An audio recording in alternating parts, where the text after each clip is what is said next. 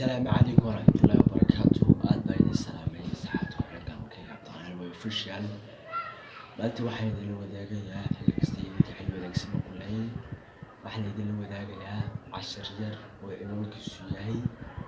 aqoonsan idan waxaad arkaysaa dad badan oo nolosha ka dhacaya waxaad arkaysaa dad badan oo xag hoose soo eegaya xag sare eegaya waxaad arkaysaa dad badan oo nolosha karayn waxaad arkaysaa dad badan oo iska nool waxaad arkaysaa dad badan oo caqabado wajiyeen laakiin caqabadaha waa adkaysi karay oo nolosha ka dhacay waxaad arkaysaa dad badan oo horumaray dad badan oo guuleystay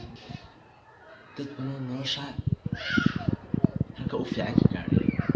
laakiin waxaan ku leeyahay marnaba aqoonsan marnaba guusha ilaawin marnaba niyadjin marnaba guuldarro aaniyeysan marnaba ha noqon ka nolosha ka dhaca markasta noqon ka nolosha xagga sare ka fiiriya ka nolosha saranjarada kor raaca ka nolosha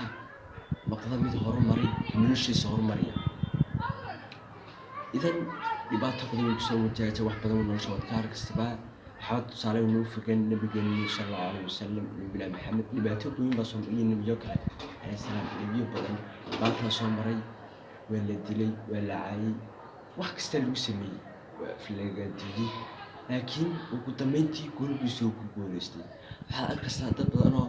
horeyntii markii nolosha soo kacayeen iyo jab wax lagu sameeyay la aaminsan laakiin aakhirtaanka guuleysanaya waxaasina waa adkaysiga waa samirka ilaahay subxaanahu wa ta'aala noqo mid isku xiran ilaahay subxaanahu wa ta'aala noqo mid ku kalsoon ilaahay subxaanahu wa ta'aala mid noqo ummadda oo dhan inuu koonkan dhanka abuuray inuu yahay noqo mid aqoonsan marka waad garan kartaa dhibaatada lagu sameeyay laakiin adigu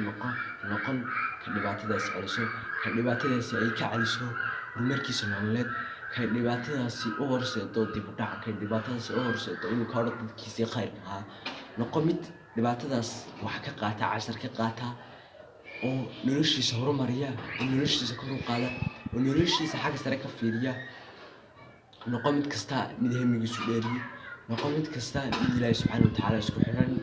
insha Allah wad guuleysanaysaa labada daaroodba noqo mid rajo fiican malaya noqo mid ka baqa jawaabtiisa nololeed noqo ka baqan natiijada noqo midaan ka baqan natiijada noqo midaan ka warwarin natiijada noqo mid kasta ku dhiiranay natiijadiisa noqoto mid fiican haddii berri ka xumaato saadimada hagaajin noqo mid saa ku fikira insha Allah